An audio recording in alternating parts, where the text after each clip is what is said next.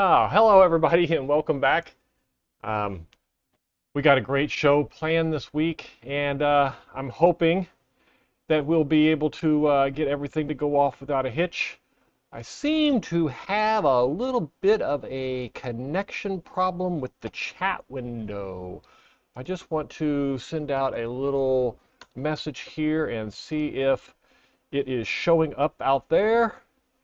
And if it is, then everything is all right and we won't worry about that. But you know how it goes. There's always something when it comes to live streams. It's never easy. So let's see if I can get the. Oh yeah, that looked like that worked just fine. Please confirm if you're out there that you saw this, and let me know if it's working. I just want to make sure we're all good there, and we'll go from there. All right. So this week we have got some really cool stuff to cover. I've got some of the coolest things that probably one of the coolest subjects that I've wanted to cover in a very long time. So this is going to be all about the different types of inverters that are out on the market as I move around screens here and try to make sure that everything is working. So I want to cover all of the, first we'll get into news, obviously, as we always do, but I get a lot of questions about different types of inverters. Last week spurred a bunch of questions about inverter types from off-grid to grid-tied to hybrid. What is grid assist, and all of these questions. So I figured let's do a specific live stream on it and just cover the questions one by one and see if we can just make it work. I do want to go and double check my chat window is working, and I don't know if it is or not because I haven't been able to get any confirmation. So let me just double check to make sure that it is running. Let's see here. I show I am online. I show I have. Let's just try starting the chat window over just to make sure that it is working. And that is kind of my biggest fear here, is that it isn't working and I don't know for sure. So I will, let's just close it here, and then I'm going to go over here to, yep, that is exactly what I thought was going on. I am going to refresh this page and reconnect to the chat. There we go. Hello, it is working. Okay, thank you, Jay. Was not able to see the chat a moment ago, and now I am, so that is good that I double checked it. I'm going to reset my my progress here so that I can see it. And we are going to make this window the right size. Sorry, I'm still struggling a little bit with my new Mac and understanding the some of the way you size windows and stuff. So it's kind of still giving me a little bit of issue here. And we're going to get right to getting started here. There we go. All right. And I think that should confirm that I can chat right there. Let's turn this on. And it doesn't. All right, that's where the problem is. All right, good catch. We will go over here and find the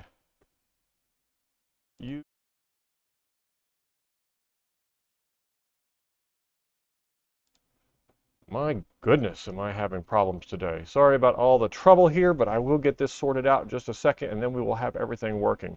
So the conversation today is going to be about the different grid-tied systems. I want to go through each of them and kind of explain what each one of them is. And it will allow us to understand them a little bit more fully, and it will allow you to know which one you really need for your system. Because a lot of people don't really understand what they need for their system. I think that's the one. There we go. Got it working. All right. So thank you, Jay. I appreciate that. It was very nice of you to comment there. And hello back to you also. Nice to have you. So anyway, let's get started with some news now that I've got some of the technical aspects out of the way. And we will go through the news, kind of give you guys an update of what I've seen. When I go into the news lately, I'm trying to filter out some of the international news and stuff like that. Whether or not we have these giant solar plants opening and stuff really isn't that significant to me. What I find interesting is the ones that the ones that allow us to know what's going to happen to our little world, our little DIY solar world. So let's talk about the first one I want to talk about here, the first piece of news. And there are in the program notes below and also on the QR code. If you're watching it on TV, you can follow the QR code. The program notes below have links to all of these where the content came from. So if you have any questions about it, want to read up a little bit of it on your own, feel free to go out there and follow along on those links. That's what they're there for. So let's get started with the first part of the news today is talking about a solar summit, Steamboat Springs, Colorado. I think this is kind of cool because it's a 4-day event where it's designed for all off-grids and RV solar enthusiasts, and it's kind of like a workshop where they have this really cool schedule of different events and stuff like that you can go to. The prices were really reasonable. And it looked like, I'm sure that they charge for a lot of other things once you get on site, but the actual participation and going to it seemed like it was fairly reasonably priced, which was kind of nice. So I was kind of glad to see that this kind of stuff is starting to come out, and it kind of falls right aligned with my my solar class. I don't know if y'all are familiar with that, but there's also a link down there to that. It's a DIY solar class. It kind of goes through the details of each of the solar systems. It's arranged in a classroom style mode, and it's got a great link to it and a video about it if you want to follow that and take a look at that. But anyway, I thought that this Steamboat Springs, Colorado was really cool for that purpose, is that it's really a nice trip in an RV. I wish I had time to just go, just to participate and be part of it. And unfortunately, I didn't find out about it until more recently. So, but it would be really kind of cool to do it. Also out there, it looks like New Hampshire is passing some off-grid, some what they call off-grid provider laws. I think it's HB House Bill 672. Where they're actually officially recognizing what small off-grid power systems, standalone micro providers, defining them, defining safety standards as something, and maybe this is a step in the right direction for, and I see this in two ways. Maybe it's a step in the right direction to get a more acceptable state for our solar industry in going forward. And at the same time, maybe it is just a way for them to poke their nose into our business and tell us what we can and can't do. So I kind of have mixed feelings about this one. I'm not sure which one I actually feel more strongly about, because I like the idea that they are recognizing it officially. That part of it I like. What I don't like is the potential for them to stick their nose in our business and kind of tell us how to do things. But creating some level of safety, I think, is really a good thing. So it's a mixed bag, but I find it interesting that at least it is starting to come out, and some of these standards are starting to be followed and all that kind of stuff. So, and so that's really the news. There was some bigger stories out there and stuff like that, but nothing that really pertains to the group, the size that we are, and the DIY market. A lot of it is just new plants opening up and stuff like that. So I'm gonna try to keep us focused, keep my news focused, or at least the ones that are interesting to me. And like I said, there are links to both of those down below. So if you want to read a little bit more about them, feel free to just go on down there and do that. We can move on now a little bit to the primary subject matter at hand, and I'm going to try to break this up into clearly defined pieces of what is the three primary types of inverters, that being the off-grid, the grid-tied, and the hybrid, and explain to you really what the difference is between them and what use cases one works for and wouldn't work for another, because a lot of people have misconceptions on what does an off-grid mean, what does grid tied mean, when does it work, when does it shut off, what does hybrid mean, and how is it going to affect us. So I will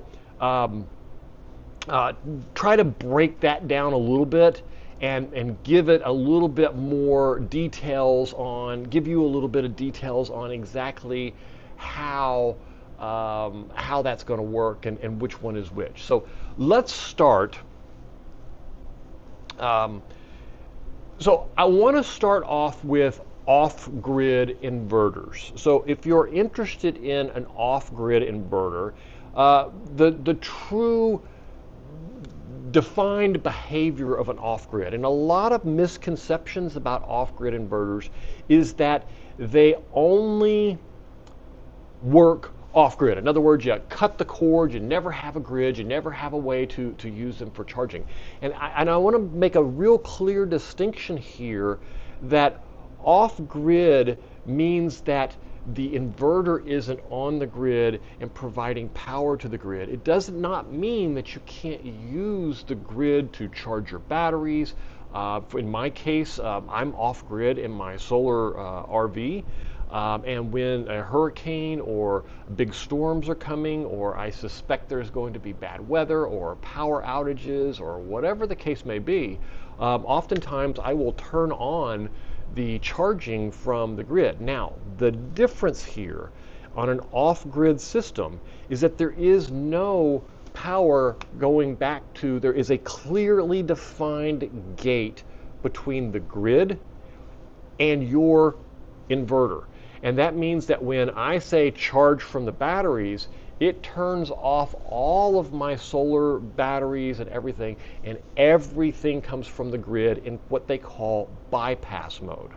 Now, this powers all my devices first, and then if I said to charge the batteries, it will take whatever is configured for battery charging and put that in the tank as it goes along also. So you end up with the best of both worlds, and I really need to get this chat screen where I can see it. There it is. Okay, and you end up with the best of both worlds because you are you have your batteries over there. Your solar is coming in and exclusively going to charging the batteries, because once you tell it to use the grid, everything goes into bypass and it isolates your battery bank from your grid, and that power that is provided is all grid, 100% grid. And so all the power going into your battery is grid, all the power going into your inverter is grid, and all the power going to your devices is grid. Now, this is different in the sense that if you are familiar with like a ChargeVerter or some other charger, that you can connect it up and just directly charge the batteries, where that also uses the grid just to charge the batteries, but you are not on grid. Now, some people confuse the word on grid meaning I'm on the grid and I'm using grid power, and that's probably a legitimate confusion. But when they're talking about inverters, that's not what the real meaning is. The real meaning is that the inverter is not on the grid providing power for consumption other than for yourself. So that is one of the real key things. Like a 6000 XP like I have in the RV. It is an off-grid inverter, and therefore it cannot use grid power for anything but bypass and charging the batteries in bypass mode. So if I just want to charge the batteries and let the solar run my load, it's not capable of doing that. It's not capable of doing anything other than switch the whole thing to grid and use it for, grid feeding from the grid, or switch the whole thing to batteries, and the grid is nothing more than a backup. Now, that said, there are devices that do switching back and forth really quick so you don't notice the problem with the grid, and the 6000 XP is one of those. So let's talk about the difference between the 6000 XP and the EcoWorthy. Both of them are off-grid type devices. The EcoWorthy that I have in the solar shed currently with a 12-volt system that I use for battery testing and everything, and the 6000 XP, which is in the RV. Both are off-grid systems. Both have the ability to be a charger.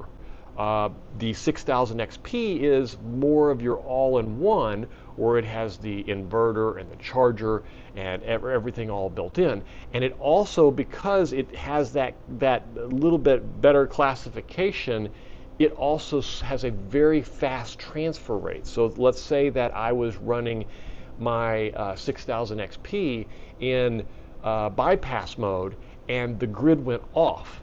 As soon as the grid went off, it can actually act as a UPS or a backup system and switch the power to battery, and I'm completely unaware of it. If my batteries get low, it can switch to bypass mode and have the grid take over everything. And then the only thing the solar panels do at that point is explicitly charge the batteries, because there is an isolation between the two. Then as soon as you are using grid for something, then it automatically, everything on the battery side is straight to the batteries. Everything on the PV side is straight to the batteries. Nothing generates AC power and provides for the devices anymore. Now, the EcoWorthy, not being as clearly as good of a switch over or transfer rate, has a 30 millisecond transfer rate, 25 to 30 millisecond transfer rate. Now, for a lot of devices, that won't matter. The power dips for 30 milliseconds, which is, what is that, 3% of a second? Probably even less than that, 3/100ths of a second. If it dips for that amount, and a lot of devices won't even notice it. Let's say you have a drill that's running and it switches, it wouldn't notice it because the power drips out for a second, comes right back, and it doesn't see it. But if you have, especially LED lights or something along those lines, you'll see a flicker when it happens because it's not the under 10 milliseconds that the 6000 XP is. That 6000 XP can transfer that power so fast that the devices that are using it, it's very rare that something has a problem with the transfer rate of that quickly. And that allows you to go back and forth between the two until to allow you to not notice the power going out with all devices. Now, I have LED lights in my RV, but most of them are battery powered, so I don't see any kind of flicker whatsoever. But I do know there are several devices in the solar shed that when it does that transfer, if I plug it in and it switches off of battery into grid mode, where it's doing the bypass, because its bypass works exactly the same in almost all off-grid situations. Now, there are some additional features, and then we'll get to those later, but there are some additional features. But a purely off-grid system has a complete isolation. The idea is that, and this is what makes, in most jurisdictions, makes the fact that you can run off-grid solar systems without the permission or the permits from the electric company, because you are isolated from them and you are not needing that certification. I think it's 1741, I believe it is, that basically says that you are going to properly treat the electricity that you generate and not put power back out onto the grid, and you are going to have what they call islanding. And that allows you to separate the two. Now that gets a little bit more into grid tied, and we'll get into that in the next subject. We'll talk about grid tied. But so the idea here is to understand that off-grid isn't meaning that you don't use grid. It means that you don't provide power on the grid. So you are truly off-grid in that sense. Now, that said, you'll notice that a lot of the inverters like the 6000 XP also can take generator power and that type of stuff, and that's because of the isolation is exactly the same there as it is with the grid. If you plug in a 6000 XP, you plug in the charger, you use what am I trying to say here? On the 6000 XP, if you use the inputs for the generator, it is the same as the inputs for the grid. It will switch all of your loads to it, and it will it will run the charger to charge your batteries. And the reason being is exactly the same as the inverter. For the grid problem is that you don't want that power backfeeding from your inverter into the generator or onto the grid, because you're not certified, licensed, permitted for it. And in the generator's case, you could blow the generator up or cause some serious damage to it. So that is really the off-grid definition of how I'm defining it. And I don't think there is any other real definition out there, but there is a lot of confusion about it. So if you have any questions about that, please let me know. I do want to take one question here from Jay. He says, I can't wait to start my system till I'm deciding what to put and think of going with a 48 volt. Absolutely 48 volt, unless, of course, you have some circumstances. Now, there are some circumstances where 48 volt isn't necessarily the right thing.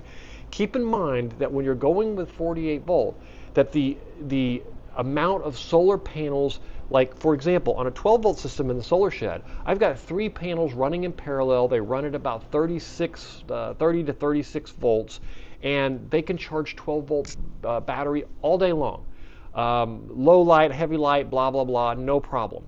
Now, when you get into 48 volt, you're going to have to series them together, and that means that shading becomes an issue because you have to get the voltage above what a single panel can provide.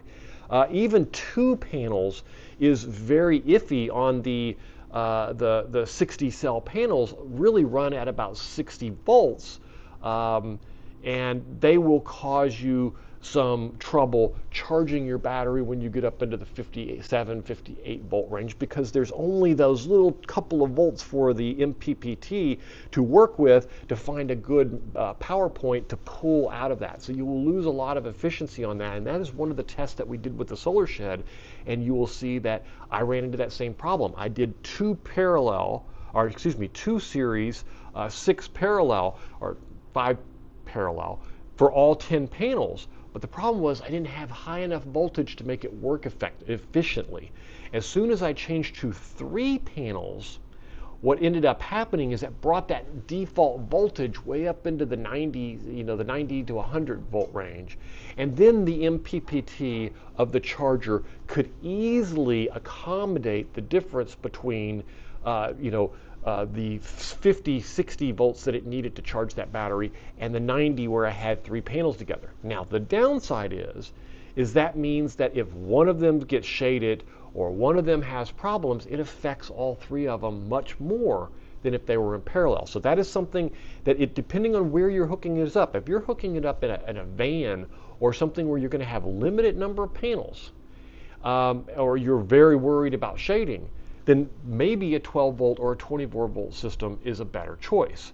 I have a video coming out about a 24 volt system that I used in the coffee trailer, and I converted it into a carry cart or carry case.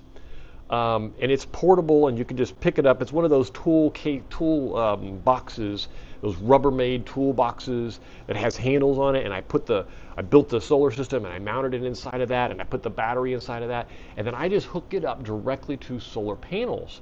Now, even that being at 26 or 27 volts, I can't run a single panel. I have to put two panels in parallel or in series in order to get the voltage high enough for it to be able to charge. So that's something that you might be able to get away with a 72 cell solar panel, where you could get that voltage up higher into the mid 30s. That might work with one of them. I haven't tried it with the panels that I have on the coffee trailer yet. I may have to look at that and see if I can run them in parallel, or if they'll need to be run in series also. But shading becomes a very big issue when you do that. So I strongly encourage the upgrade to the 48 volt system, but only if you have the panel support and the location to mount the panels appropriately to handle it. The solar shed creates a really interesting problem of being right there on the border where I have enough panels, but I have serious lighting issues. I've got panels on the side, I got panels on the back, I got panels on the south side, I got panels on the east side, I got panels on the west side, I've got RVs on one side, I've got buildings on the other, and then I've got some panels on the roof. And the ones on the roof, I've got two that angle a little to the east and two that angle a little to the west, so there's nothing there that's perfect for that. But that does mean that you want to pay very close attention to what's going on with those panels so that you get the right system, or make sure that you plan it out correctly. So that's my advice there, Jay. I hope that as we work through your system, that you're thinking about that. I don't know if your system is going to be for your house, where you're going to have enough panels and enough space for them, or if it's going to be on a mobile type device or a small cabin or something like that. But that's something for you to consider as you go through that. Now, let's talk. Let's talk a little bit about the grid-tied inverters. Now, grid-tied inverters have a very grid-tied or on-grid, and the reason I use the word grid-tied is just because they're on-grid does not mean that they're grid-tied. So let's go over what the true meaning of grid-tied means. Grid-tied inverters are tied to the operation of the grid. Now, this can be of significant benefit in the right cases, but you need to understand what you're getting into when you do it. So let me give you an example of a perfectly well-defined grid tie. I did a video earlier this week, I believe. Yesterday? Maybe it was yesterday. Wow, how the weeks change. On a solar system in a house that was grid tied. And what the unique case about a grid-tied inverter is there is no battery, or there is no need for a battery. Let me put it that way. So you can technically take a grid-tied system, and let's take it from the most simplest scenario, and I need to make sure that my screen is pointing to the right place here. It is. Okay. So let's look at grid-tied inverters from the simplest form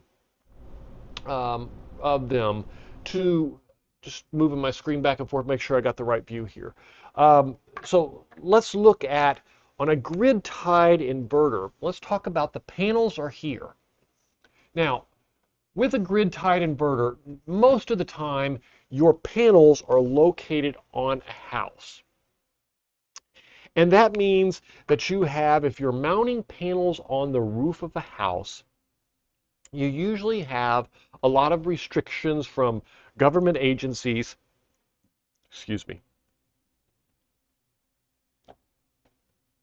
making sure that they're permitted and that they're safe for operation. Now, you can have panels can either be can either out most of the panels that we're familiar with when we talk on this channel, and that's because most of the ones that I work with are DC rated panels. So the panels themselves output DC power, and the DC power we bring together to put into a charge controller.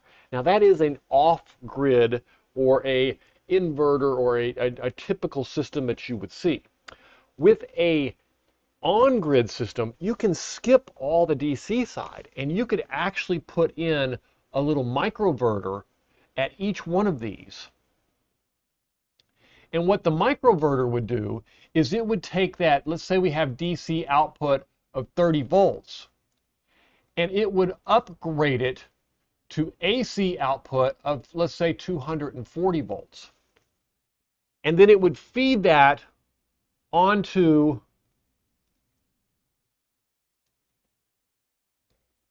into your panel. See how good my artwork is here? Into your panel in your house, or technically, I probably shouldn't say it goes into your panel because it really doesn't go into your panel.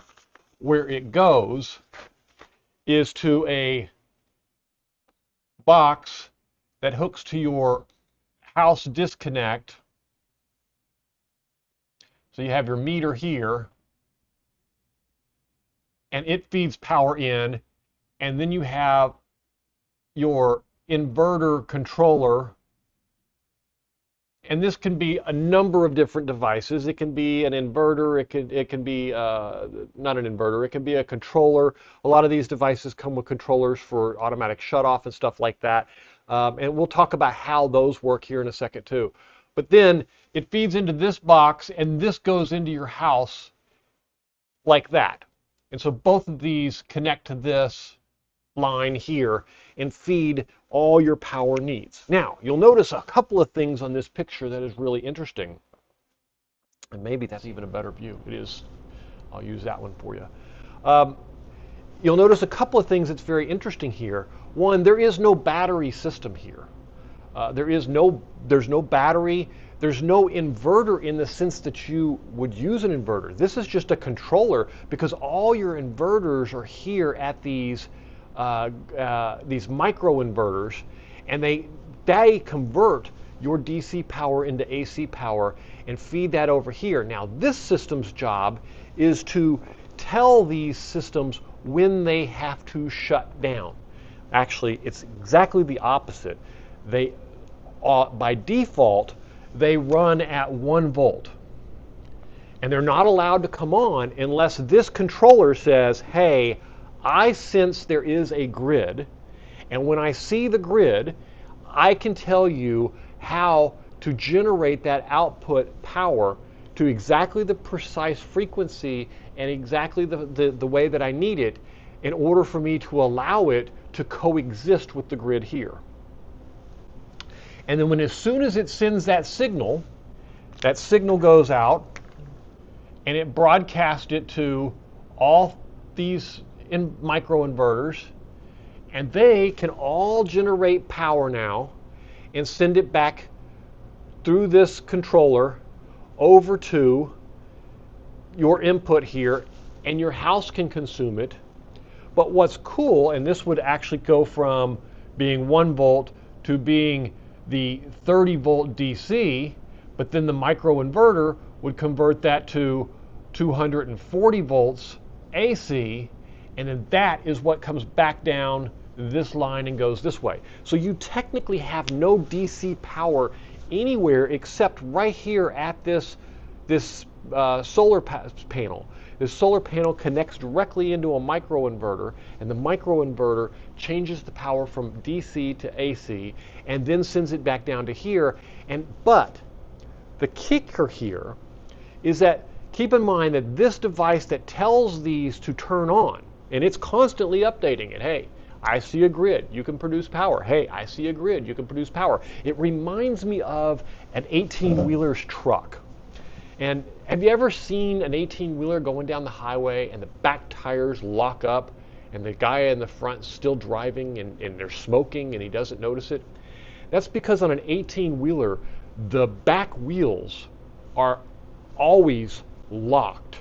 The brakes are applied, and they hook up an air pressure pump that comes from the front of the truck into the back, and when it pressurizes, it releases the brakes. Same thing's true here. These are always off. They're running at 1 volt just so that the communication lines are available. They can talk, they can sense that it's there. This can give you reports. Now that part's cool. You can get reports on every single solar panel. You can see what every single one of them's doing. And it allows you to quickly and easily identify what's going on with them.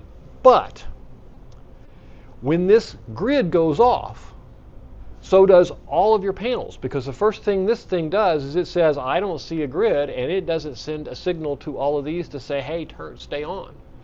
And everything shuts down, and your solar system goes offline until you have grid power back again.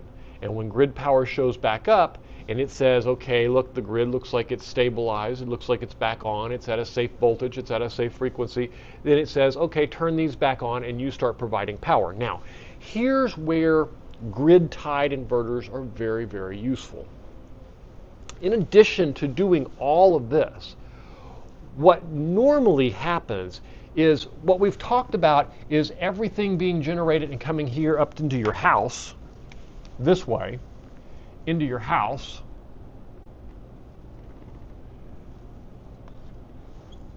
And you use this power. Then the question becomes, well, what if you generate more power than, and I need to make sure that screen is still right. It is. What if you generate more power than you're using in your house?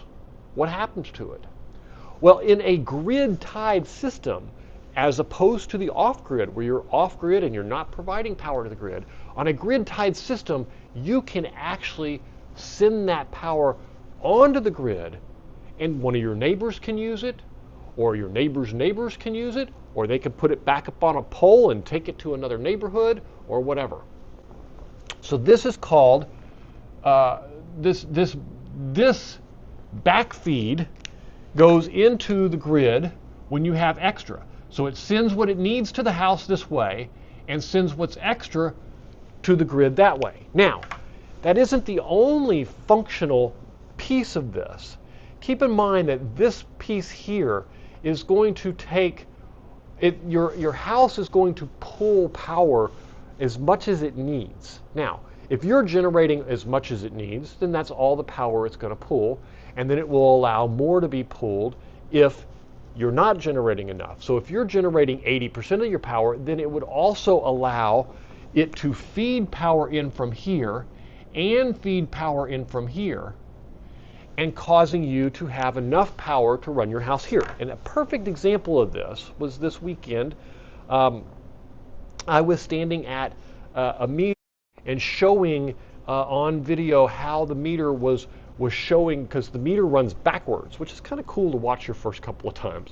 But as I'm watching, the sun comes out and the meter is running backwards, and I see the arrow pointing to, hey, I'm putting power back on the grid, and I'm standing next to the air conditioner, and I hear the air conditioner kick on, and all of a sudden the arrow goes from pointing this way, saying, hey, you're putting power back on the grid, to all of a sudden pointing this way, saying you're using power from the grid. Now, the sun didn't change, and the amount of power that I was generating was substantially the same.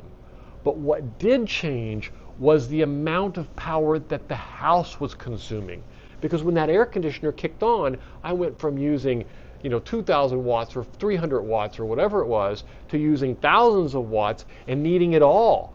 And so there wasn't enough power being generated here, so it could pull that power from there. Now, a few minutes later, the sun got really bright and overcame what that surge was that air conditioner needed, and the arrows changed again from pulling power from the grid to pushing power back onto the grid. Now, granted, it wasn't pushing as hard as it was before the air conditioner came on, but it was pushing. So this is the nice part about the grid. Now, In most cases, grid-tied systems don't need batteries because their intended purpose isn't to give you power when the electricity is off. It isn't there to, and this is a very big misconception and very, very unrecognized problem for some people, is they don't realize what they're signing up for when they buy these solar systems for their house. The solar company is coming out and saying, hey, we can generate 80% of the power that you've got and offset your electric bill by 80%. You're thinking, hey, I'm buying a solar system, and if the power goes off, I can still run off grid. And the answer is no, you can't, because your system is grid tied. It is tied to the operation of the grid, and it stops generating power when the grid is no longer there. Now, the question becomes, why does it stop? And there's a very good explanation of why it stops. When you are generating more power than is needed here, first of all, if you weren't generating enough power, things in your house would start acting very, very strange. Okay, that's neither here nor there. That happens anytime the power goes low.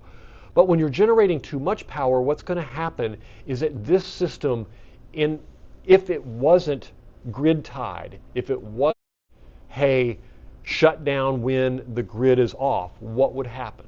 What would happen is you would take that extra power and you would send it out over the grid, and your neighbor, not having power, would use all of it. And then it would start pulling more and more power from you that you don't have because you're using it. And either one of two things would happen. Either A, your inverter would shut down because it can't provide the power. But there is even a more important reason why it doesn't do that. Let's suppose that you're feeding and all your neighbors have everything turned off, or they have a light on and it's not using enough power. So you're providing them power and everything's fine. What happens to the guy who comes out to hook the wire back up because a tree fell on it and hooked your grid back up and turned things back on? You are now energized that wire. And when he gets there, he can't connect it back up because the wire is live. And so what's going to happen, and I can tell you just from knowing enough linemen, is he's going to go out here and he's going to pull that wire down and he's going to ground that wire out and he's going to flip that ground on and he's going to shut your system down and knock it all out. I see it happen. You hear about it all the time with people running generators, and all of a sudden the generator goes boom, overload. And then they can't get the generator to run anymore because they were feeding it into a switch in their panel here to provide their house, and they didn't shut off the grid. And that's why the code regulation says you have to have that special little metal containment on your box here when you have a generator feed, is to prevent you from ever sending power back down this line once this is out. You don't want the power out there. There isn't enough power to generate to help your neighbors, and there isn't enough power, and there is plenty of power to cause problems for alignment. So this is the ideal situation. Now, this is not the only scenario. There are other scenarios that you can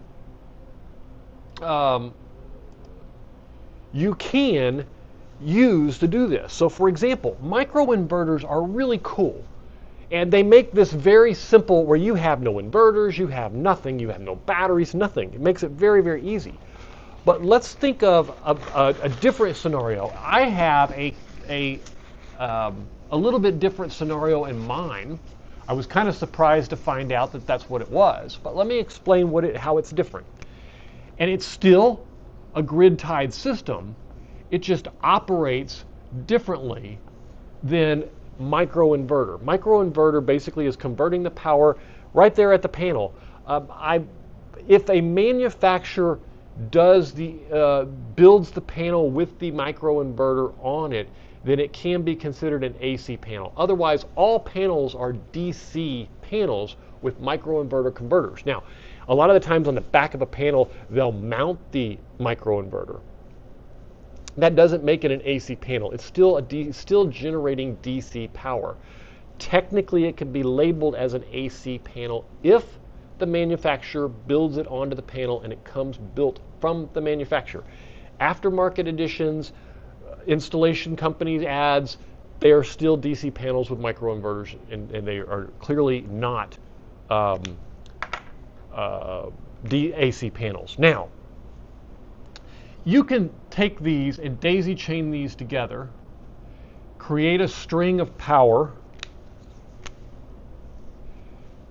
bring this into, don't want to use that color, an inverter, a true inverter, in the same sense that we understand that it brings in, let's say, between 120 volts to 500 volts DC, and it outputs 240 volts AC. And then this takes on the same role as it did before. This scenario here is actually what is installed in my house that you will see a video coming out for here in the next couple of weeks. Hopefully sooner than that, but you'll see it very soon. Unless you're a member, then you'll see it even earlier than that, because it'll probably go up for members here the next day or two. This is basically the same type of inverter that you have. Some of these systems that are linked below for grid-tied inverters, and I believe if I go look at what those are, and you can follow the QR code and see what those are, but some of those, like the 16, what am I trying to say here? The 1800 PV, EG4 1800 PV, the ones like that, those type of inverters can talk to these microinverters and turn them on and turn them off. So you still have to have that piece. Don't get me wrong. These still start off being shut off, and in most cases, they will require either a quick shut off, a PV shut off, or something along those lines, which will cut all these down and shut them off. But you still have to provide that safety device. The microinverters make that piece of it very easy, because it's easy to get through most of the requirements of local jurisdictions by having those inverters those microinverters automatically shut off, making that power AC, which is safer for the transmission lines. On the DC ones, it is very much the same as that we would build a DC system today. It goes into the inverter. The inverter then provides power back to here. But the inverter still has to have the logic and the smarts to do the same as the other one. It can only produce power that matches the grid power.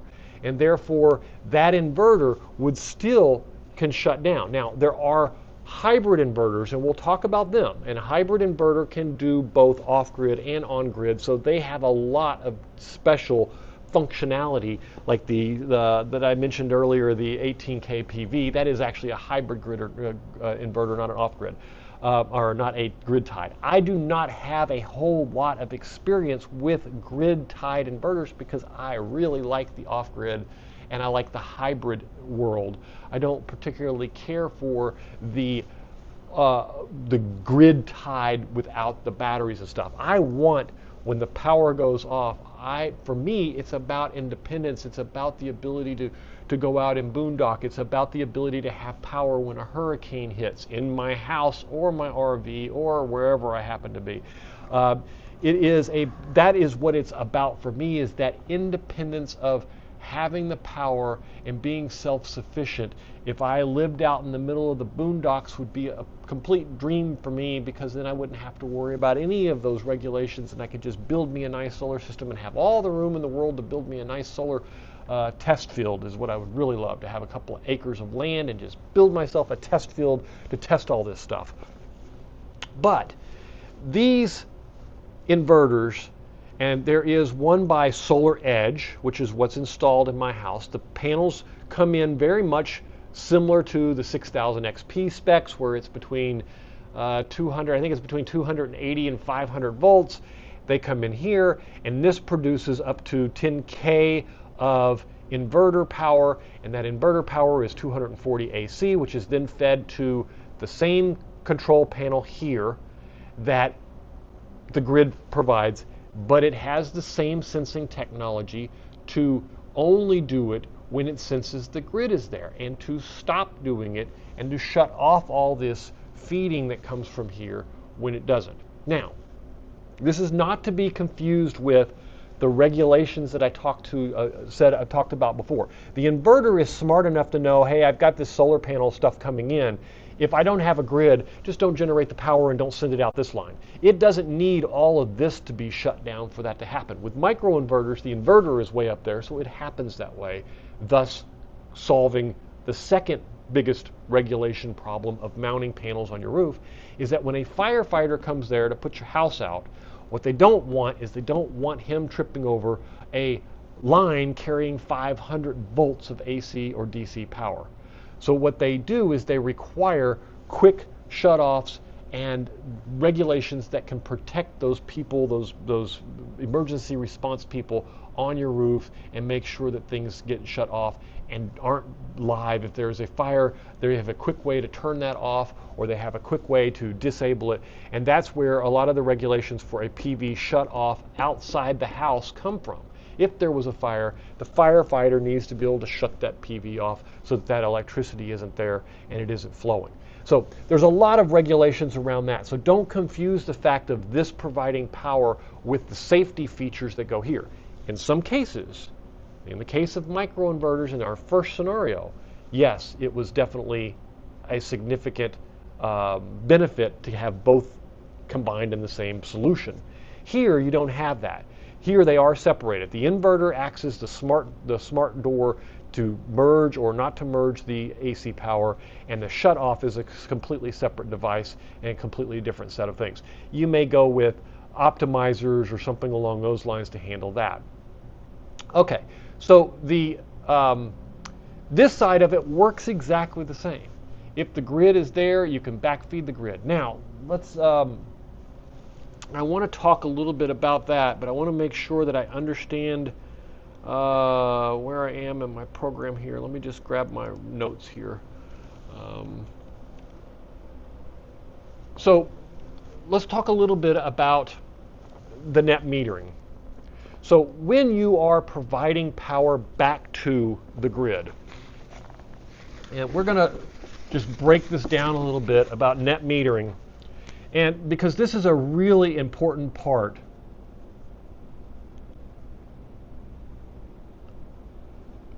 of a grid-tied system. Now, net metering means that you're going to be billed for the net difference of what you used. And what that means is that if you have 100 kilowatt hours come in and you send back 80 kilowatt hours, the net difference is 20 kilowatt hours. Now, I'm going to keep this very simple right now and then remind you that electric companies are very, very tricky. So we're going to start off by saying, here in Florida, I have a net metering program that allows me to use what I need, give what I can, and pay the difference. Now, we're going to put aside for a moment on the electric bill, you have a base connection fee. It's a fee for them to pay to have the wires run to your house and for the power to be there. In some businesses, they have a capacity fee or a surcharge for the maximum amount you're going to want at any time, because if you want it, they can't just go out and turn on a generator as soon as you want it. It has to be there. And if they have to have it available, then they have to charge you to make sure that it's always there when you want it, and so on and so forth. So like I said, they can be very tricky. But in my house, I have a net metering plan that basically says that if I provide 80 going out, then I'm going to get credit for 80 that I used coming in, and I'm going to pay the net difference of 20 kilowatt hours. Unfortunately, the rest of the country, or a big portion of the country, doesn't play by the same games. And so let's talk about a few of the case scenarios that they do, that you'll need to understand what your area and your electric company is doing to understand how this will impact you. So first let's talk about different rates. If I have 100 kilowatt hours coming in and they're charging me 20 cents a kilowatt hour for that, then I am going to have a 20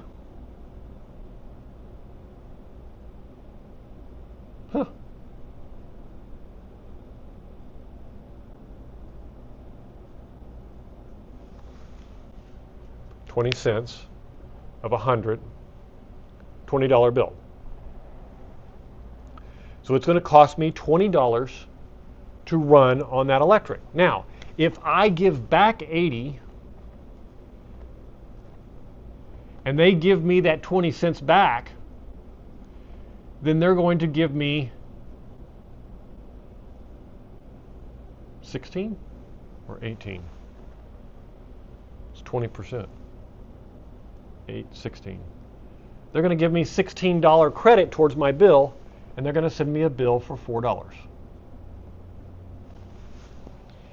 This is when they give you fair for fair. Now, let's just leave out for a moment a couple of caveats here.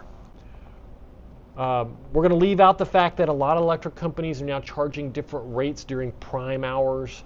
In other words, from 5 o'clock at night or till 7 o'clock or 5 to 9 when your kids are getting their baths and you're using all the hot water and you're cooking and the demand is really high, they charge you more. Or in the morning when you wake up and the whole part of your country wakes up and they all turn on the little space heaters and they're cooking their breakfast and all that they charge you more. We're going to leave that out for a few minutes. What a lot of them do, though, what is even more common, is they will charge you the 20 cents for every kilowatt hour that you get. But they will only give you a partial credit for the 80 kilowatt hours that you give them. And let's say they only give you 10 cents for these. Now, that means instead of getting the $16 credit, you get an $8 credit. And instead of paying the $4 bill, now you get the $8 credit on this 20 and you pay a $12 bill. For exactly the same power that you did. Now, some people argue that they are acting as your battery bank and there's a cost and a loss and a gain from your battery bank, and that's absolutely true. And in the case of this, the important thing to remember is that it doesn't always pay to generate more cost effectively. So what most people are suggested to do when they're building a system for their house is to build it to where you get the highest percentage of it paid, but you don't over-generate, because over-generating in most cases does not have any real significant benefit. And I showed you getting a 50% back. I've seen this as much as they charge you 20 or 30 cents a kilowatt hour and they give you 2 or 3 or 4 cents a kilowatt hour. So that would even be worse because it's 5 or 6 times a makeup cost in order to do it. So this is what we call grid tied, and this is the net metering that goes behind the scenes here.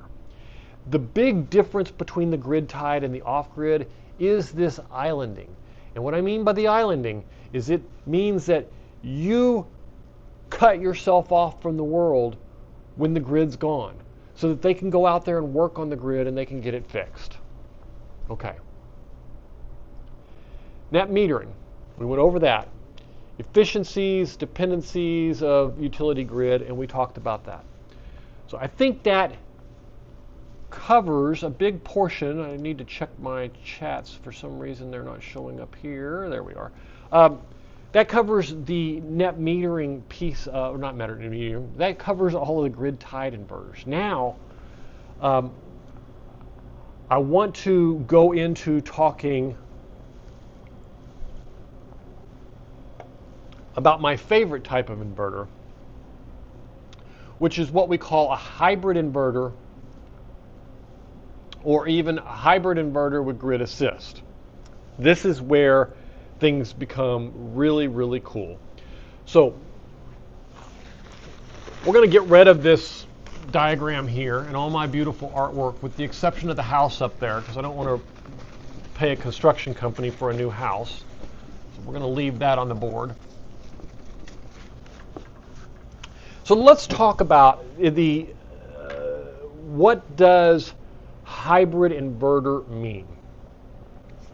Hybrid inverter means that it's both can operate in grid-tied mode, or it can operate in off-grid mode. Now, that means that you're going to have your inverter, because in order to operate in off-grid mode, your inverter is going to need to have, well, that's a lousy color to do that in, a battery. And that would mean that it can provide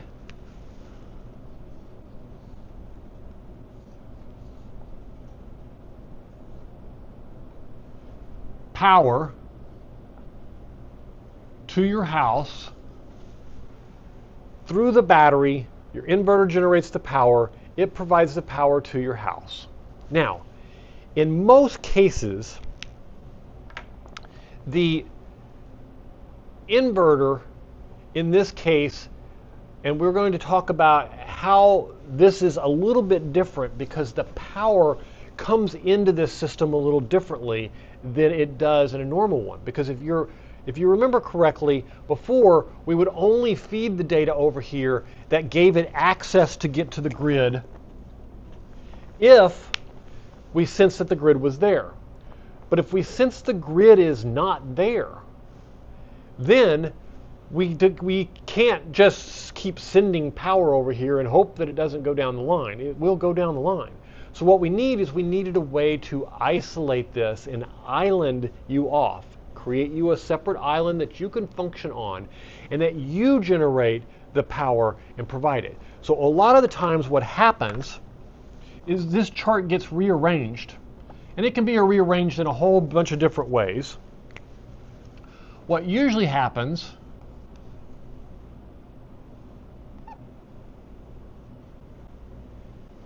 is that you have a device here that acts as your islanded device. This sometimes is built into the inverter. It's such the case with a, let's say with an 18K PV from EG4.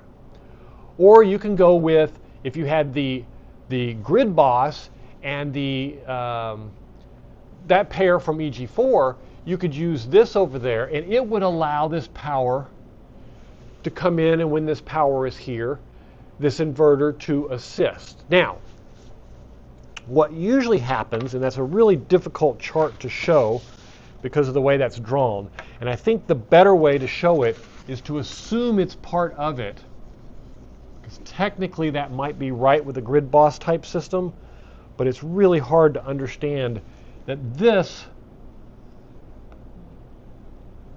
works more like this on paper, where you have the electric company's power coming into your inverter, and you have the battery power coming into your inverter, and your inverter can then determine if there is grid power to match it and provide power and operate here. If there is no grid power, it can close this door, and it can generate its own power and provide that to your house. So that's really your hybrid. I didn't put that on the screen, so let me just put that hybrid. Is that right? BRID? Yeah, it is. So your hybrid system can do both. It acts as your gateway, it acts as your batteries, and you can run this without PV if you want, and use it as a backup system to when the grid goes down, the batteries take over, and then when the grid comes back up, it would charge the batteries and then wait for the grid to go back down. But what most people do is they go ahead and they build their solar panels out like normal, and they feed this in to the inverter, and the inverter then charges the battery, and uses this in a combination mode based on configurations. And the configurations here on hybrid systems is just awesome. There are so many good ways to configure this. And there we go, that's better. There are so many good ways to configure this. Is that this allows you to say, I want to use all battery power from 5 p.m. to 9 p.m. and from 6 a.m. to 9 a.m. I want you to exclusively use battery power during these times. But I want you to use all grid power from 12 midnight to 3 a.m. Now, some of you in Texas might recognize the 12 midnight to 3 a.m. where they have free electric power. And what they would do is they turn on the electric power to charge their batteries and run their house between that time, and it powers their house. And it takes care of charging the batteries and making sure that if the power goes off, that the batteries can take over and the inverter takes care of everything. But it also, now this doesn't, I don't think this happens in Texas, but it does happen in a lot of northern states where they're charging you a premium during prime time in the evening and prime time in the morning for your power, where some of these go into 70, 80, 90, $1, $2 a kilowatt hour for your electricity during this time. So what you're saying here is, hey, I want you to take the free power where it is, and I want you to provide all battery power during these hours so that I don't have to worry about paying for that premium cost on those kilowatts during that time. And you can use the time in the middle, and you can configure these systems in just a fantastical amount of different ways to optimize what your particular needs in your jurisdiction, your electric company configuration, and your own personal preference. For me, I like to cycle everything all the way up and down every day and use all of the power that I can, and then but I also like to know that it's not going to leave me in the lurch when something goes wrong, if a storm decides to blow in, if the power goes out. One of the things that I've noticed that I get a little bit itchy when my batteries start getting, down, and we're going to talk a little bit later about charging profiles and how we can manage that. But one of the things that I've noticed that I get a little itchy when I start getting below 20%, because then I start to think to myself, okay, I have the grid right now. But if my battery gets down to 8 or 10% and then I have a power outage, what do I do? Then I'm stuck with the same boat as everyone else. I don't have power. So I catch myself doing things to avoid that, not because I'm worried about the use on the batteries, but more than I'm worried about the use of having the backup system when I need the backup system. Now, primarily, these hybrid systems are great for hurricanes. They're great for places that have outages on consistent basis, where the grid's unreliable and all of that kind of stuff, or where you're trying to do some of this peak shaving, or when you're trying to do this consumption in the middle of the night. Now, theoretically, this free middle of the night thing could be done at, I've even heard people going out and buying extra batteries.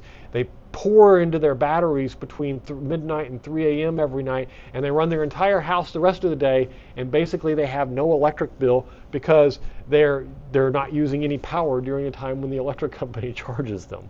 Now, is that an advantage to the electric company? It depends. You could look at it as, how could they possibly do that? Well, it depends. If they're charging rates like this during these hours and you're not using that power, they can sell it to somebody else. There are some advantages to it, but hybrid systems provide the maximum flexibility. You can both take in the solar power and use it. You can use the grid for instances where you have surges that are above, but you can also use it in what they call grid assist mode, where the power is shared. And so you're not truly dependent upon this system to provide everything. This system can assist you when you start getting low, or when And when you get low isn't really an accurate description. When there is a surge or when there is a time when you need extra power. Now there are some variations of off-grid systems that have hybrid functionality, meaning they're not really off-grid systems if that's the case, but you get what I'm saying. They have more off-grid functionality, but they have what they call a grid assist, where the grid can help you in those times when you need that extra power, as opposed to you backfeeding to the system. I'm not quite sure I understand how they get around the islanding effect, unless they're still doing the island here. They're bringing the power into a separate thing and isolating that power, bringing that power in here, and then regenerating it on the other side so that it is not tied to the grid somehow. But as you can imagine, that would be very complex and very, very much more expensive. So that is how the hybrid systems work. They combine the best of both worlds of your grid tied, meaning you've got the battery and the solars that charge, and the off-grid, where you have the batteries and the solar panels and you can charge it and you can run without the grid and you're not dependent upon the grid. But then they also allow you the flexibility of being tied into the grid and having your extra energy when your batteries are full, or when you're in the peak of the day and you want the credit or whatever. You fill your batteries up in the morning, and then in the rest of the afternoon you feed back onto the grid and you provide all of the stuff for your house. So they provide the best of both worlds, and the functionality and the configuration is much more complicated, but it has a much greater reward also. So I'm hoping that is a good enough explanation that everybody understands what I'm talking about. And I wanted to go through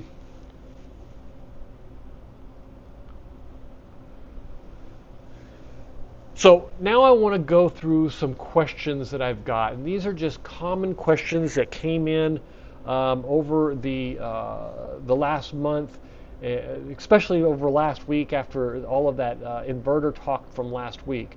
So let me go in and discuss a few of these, and we will go through them. All right, let's talk about the questions. There we go. Got them on the screen, and I'm going to pull that up so I can get to them. And we're just going to walk through these one at a time. I'll do the answers, and we'll come back to. All right. So let's take the first question from Mike. Oh, why isn't that on? There we go. Mike from Arizona asks, can an off-grid inverter like the 6000 XP still charge from shore power when the batteries are low? Absolutely.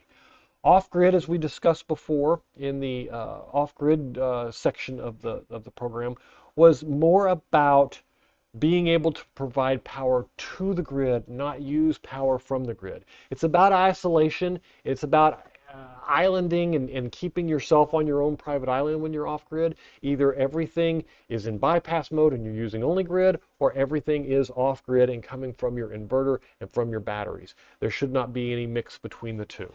And that is the big answer there. And that really pretty much highlights the difference between the off-grid and the on-grid. Is if you can provide power back to the grid and your neighbor could use that power, then that is a on-grid system or a grid-tied system. Whereas the off-grid means that you are generating all of the power yourself, and you do not push power back to the grid.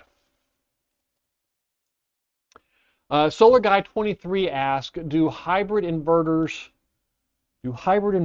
pull power from the grid automatically, or only when the batteries run out? As we discussed in the hybrid inverter piece of this, the hybrid inverters can be configured to do it practically any way you want. You can set battery limits at the top and the bottom to where everything runs on battery above this, everything runs on grid below this. focus on keeping the batteries charged and only use the batteries when the grid is out. You can configure a hybrid system to operate practically any way you want, depending upon the inverter that you get and how it's configured. They are extremely flexible and extremely powerful, helping you with shaving off power during peak hours. You can do some peak shaving, helping you take advantage of free energy in the evenings, where you can tell it to charge between midnight and 3 a.m., or you can tell it to use only what it has to in order to supply the high demand items for the quick spurts that are needed for kicking on an air conditioner or something along those lines for spikes. You can pretty much configure it any way you want, and that helps you get to whatever configuration you're looking for. But absolutely, it does not mean you can only get from a grid when it happens. So hybrid inverters really have that control of the whole world, and whether I'm sharing power to the grid. And a lot of people turn their hybrid inverters on to, when my batteries get full, send all the extra power to the grid, or when my batteries go over 90%, send all my power to the grid. It just depends on what kind of configuration you want to set up. But no, they do not automatically only when the batteries run out. They can be configured for that, but they don't only do that. All right, next question is, there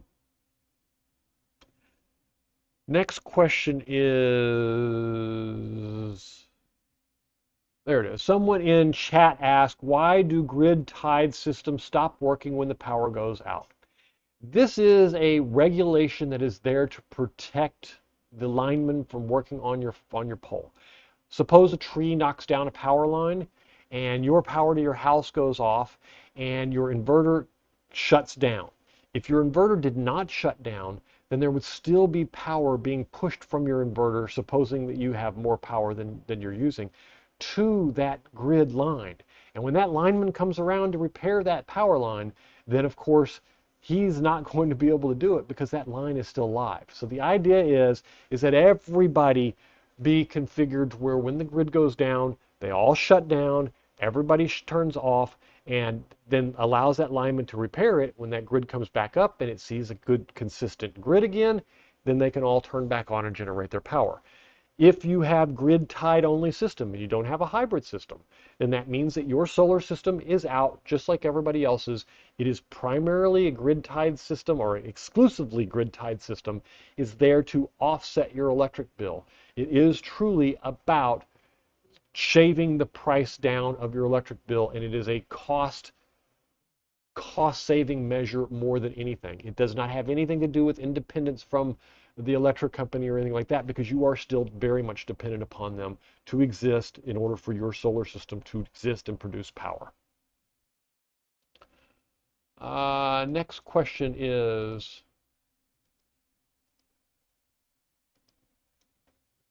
Rachel M. from Florida asked, what is the real difference between hybrid mode and grid assist?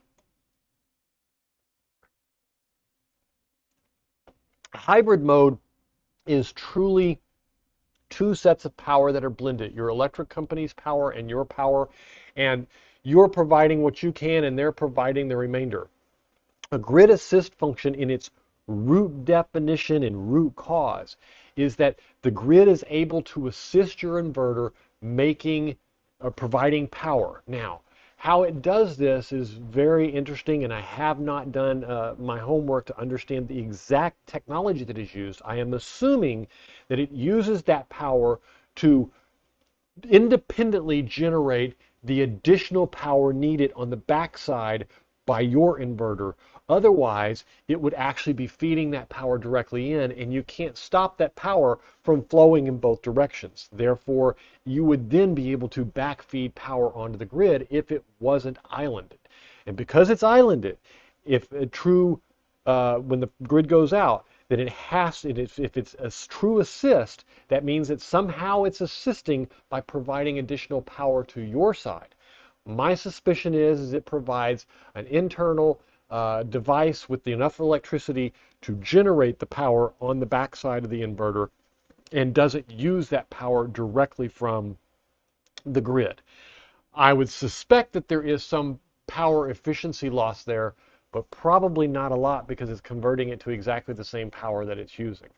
Um, and it reminds me a lot of the Victron devices when they're isolated and they're not isolated. That means that there is truly a separation between the charger coming in this side and the power that you provide out here. The same thing on grid assist would have to exist. There would have to be some isolation there in order to prevent the power from flowing both directions.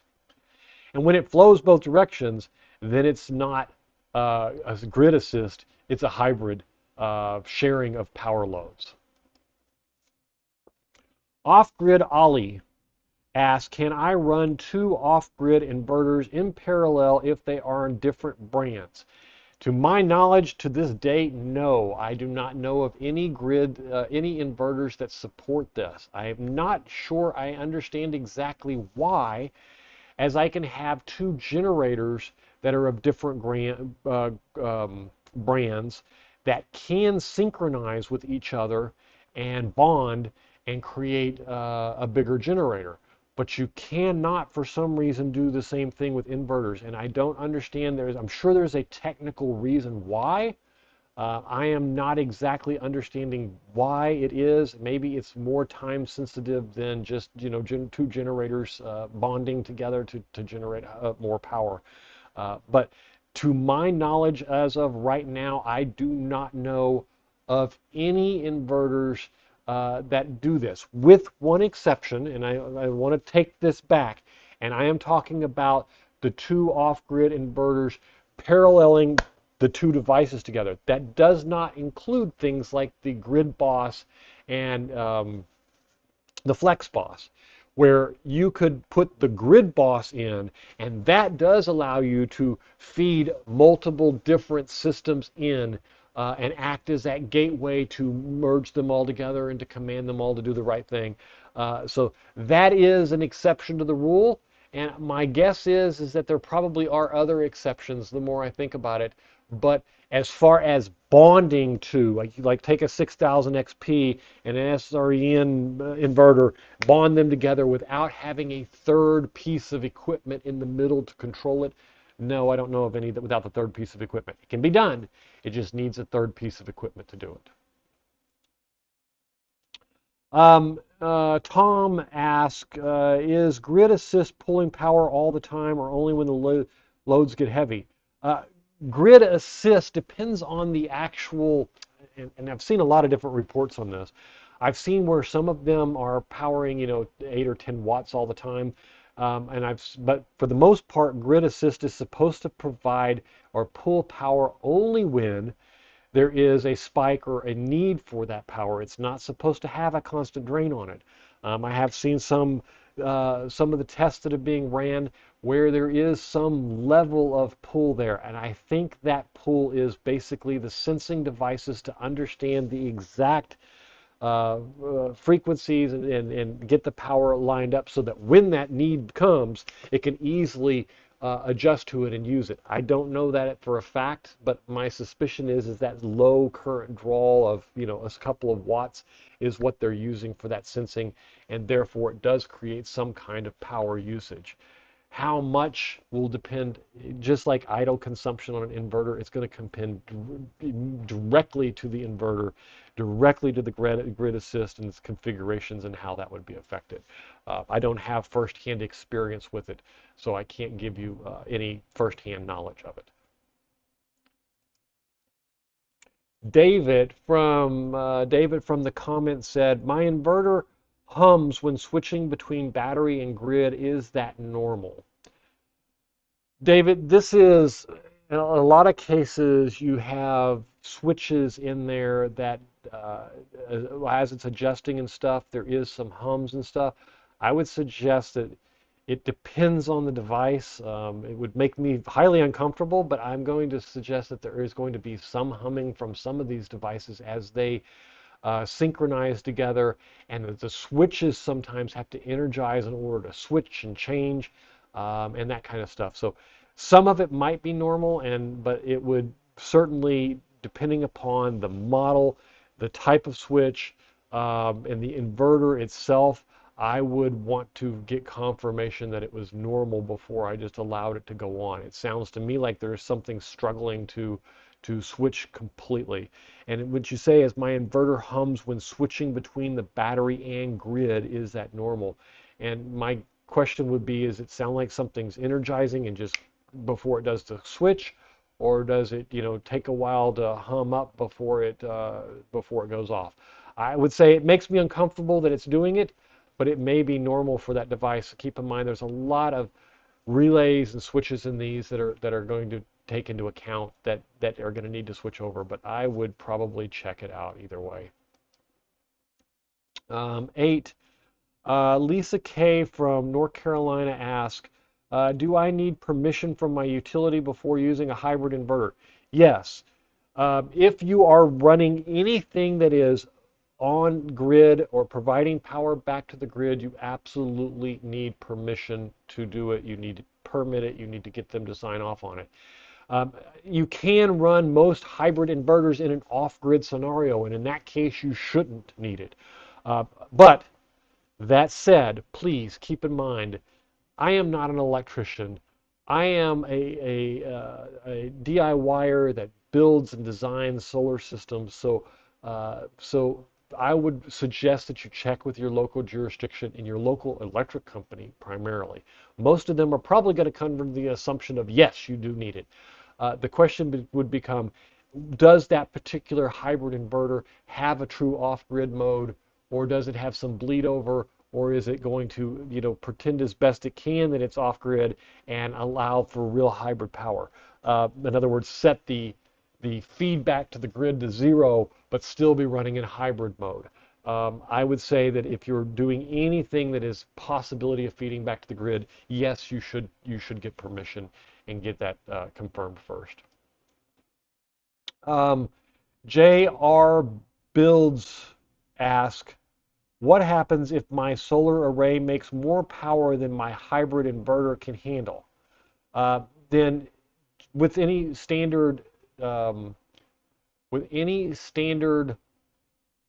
system, there's going to be a clipping that comes along. It's typical to have 20-30% excess PV set up in a system.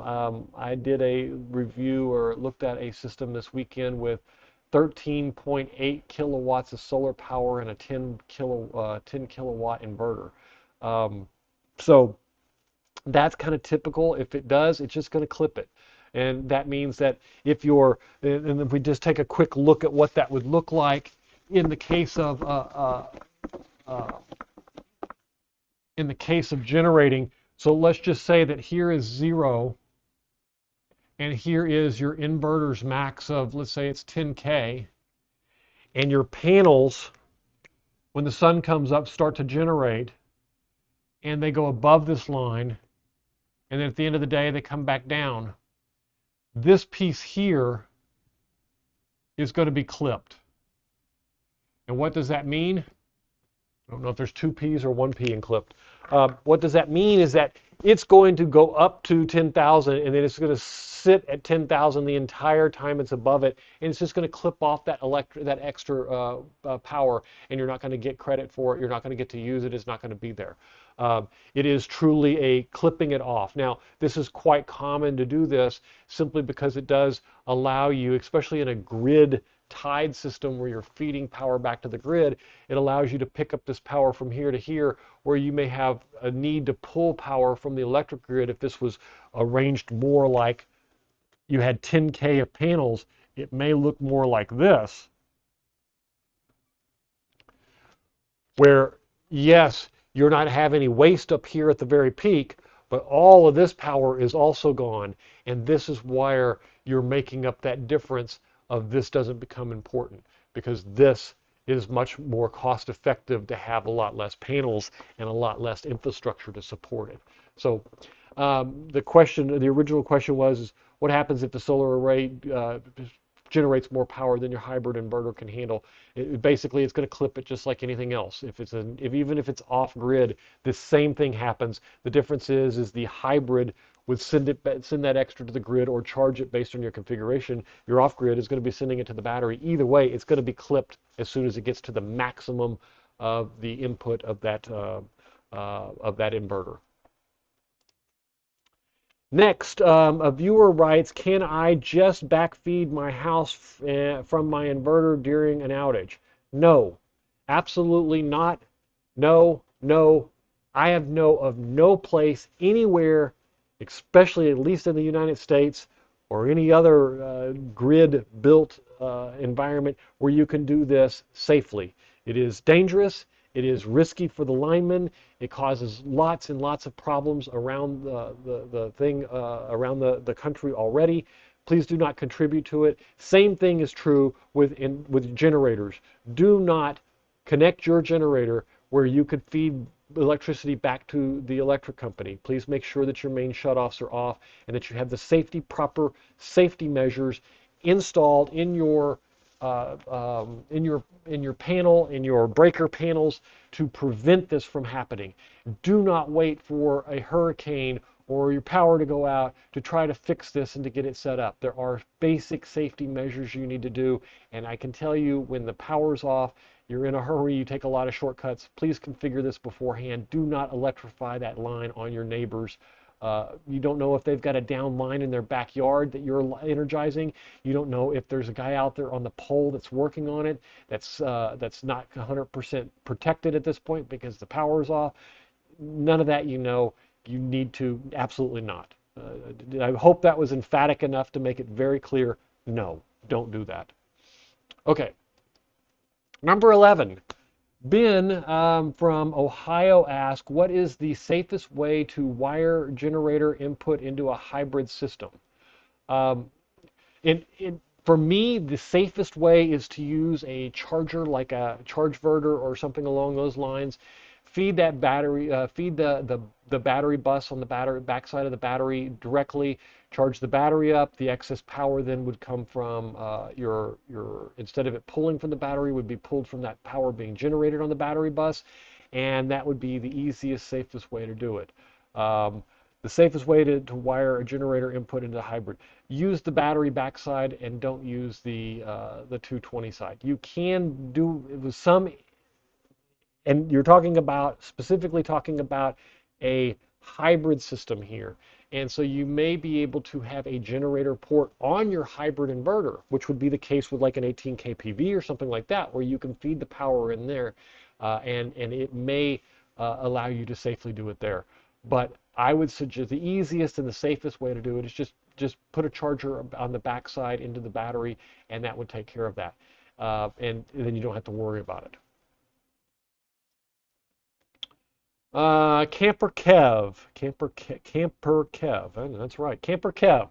Does the grid tie make sense for someone with frequent power outages? Probably not, because all of those frequent power outages aren't going away. If you are grid tied and you are not hybrid and you lose your power, your system will shut down. It will not function. It is code, it's regulation, and it's the only safe way to make it work. So I would say no. It does not make sense. You probably do want to do some kind of hybrid with a backup battery, or at least do a solution that has some kind of backup battery involved in it. That it may be technically an off-grid type environment where it runs in bypass and then it switches to off-grid. It just depends on your configuration, but I would say you're probably looking at more of a hybrid scenario where your system could switch to batteries when the power went off. That would be my suggestion. Marina S. asks, is my inverter says 0 export, does that mean that I can never feed power to the grid? No, that doesn't mean that you can never feed power to the grid. If you are generating, let's say that you've got some huge device like a washer, or not a washer, a dryer running where it's pulling, 5,000-6,000 watts of power, or a huge air conditioner where it's pulling lots of power, and it shuts off. It takes a few minutes for that inverter to recognize that that device is no longer there using that power, and in the meantime, all that power goes back to the grid. So keep in mind that just because it says 0 export does not mean that it is going to be 0 export. It means it's going to make its best attempt to make it zero so that you're not just feeding extra power into the grid. But you will still be caught by the electric company for feeding power into the grid because every single surge will cause it. Random question from chat. What happens if the grid voltage fluctuates? Does the inverter protect itself? In most cases, most inverters do protect themselves from this. I know on the EG4 system, they have a 3% harmonic check. And if it's outside of that, it simply won't use the power. It also has a voltage range that it fluctuates between it. And I've also noticed that a lot of the times that just because the power comes back on doesn't mean it trusts it until it sees that it's clean and stable for a period of time. I want to say 5 minutes, but I don't really have a firm confirmation of that. But every inverter is going to be different in this scenario. You probably want to check with the manufacturer and find out exactly what it is for yours. But I would suggest that most of these, yes, they're going to be checking it. That does not mean it's going to protect you from surges, though. Randy R. from Canada asks, can I run a hybrid inverter totally off-grid with no utility at all? Yes, a hybrid you can run in complete off-grid mode, or you can run it on grid mode. And since it can run in both, perfect example of that is the 18K PV. It can run completely off-grid. You can run it as an UPS. You can run it as both. You can run it as either one. So yes, hybrid modes are perfectly good for that. 16. Power Nerd asks, how fast does a hybrid switch from battery to grid drops? So it depends on the inverter, but there is some good standards to base this off of. And if you're looking at a hybrid inverter, meaning that it can use both the grid and it can provide power to the grid and it can switch off and on, most of them are going to be under 10 milliseconds. And the reason being is because almost all, if not, I'm going to say almost all, devices can withstand a 10 millisecond switch from one power source to another as long as everything else remains the same. And a hybrid generator is designed to keep the frequency the same, to keep the wavelengths the same and everything, to synchronize all of that. So a hybrid would switch in most of the time under 10 milliseconds. Now, that doesn't mean that other devices don't try to get fast and that most items would be okay with that. So for example, in the solar shed, we have that eco-worthy 3000 charger slash inverter in there that runs the solar shed. And it has up to depending on if you have power from the grid hooked up, it has, depending on if you have power from the grid, when you connect power from the grid, it can have up to a 30 millisecond switchover. So definitely things like LED lights, some more critical power items, computers, sometimes my light switches, what are they called? Shelly light switches. The flicker is just enough to make them to no longer communicate properly or for their Wi-Fi to not work anymore. And when you go in with something like a 6000 XP that is under that, and it's only under 10 milliseconds, as long as you've got it configured the right way, then you don't even see any of that, and I don't experience any of those problems except under rare occasion. So it really depends on how it is, but most of them will be under 10 milliseconds. Someone on Facebook asked, why do my batteries lose charge overnight even with no loads? Because no loads does not mean no loads. If you have an inverter on, it's got a small pull coming from it. Most of the sensitivities to be able to handle the higher pulls and stuff, especially within your shunts that are built into these lithium iron phosphate batteries, they do not detect anything under, let's say, 15 or 20 watts most of the time. So you can have a 10-watt charge pulling, and if let's say you've got 3 or 4 batteries connected and you've got an inverter with a 30-watt idle consumption, you won't even notice that it happens. It happens in the solar shed. The idle consumption on the eco-worthy 3000 is about 33, 34 watts. Now, if I have a single 12-volt battery connected to it, I can see the draw, and it's even with the shunt, I can see that it's there. But if I do if I have a typical setup where I have multiple batteries, then none of the battery shunts will show it.